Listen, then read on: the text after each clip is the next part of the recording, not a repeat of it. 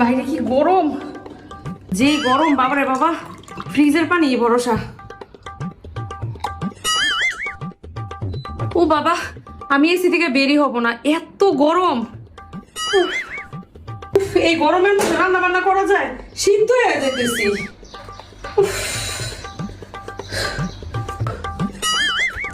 কিরে তুই খেতা গায়ে দিয়েছিস কেন?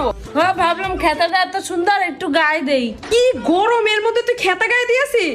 নতুন খেতা বললে কথা। নতুন খেতা বলে এই কাঠফাটা গরমে তুই খেতা গায়ে দিবি? গরম হয়েছে তো কি হয়েছে, নতুন একটা জিনিস আনছেন, টেস্ট করবো না?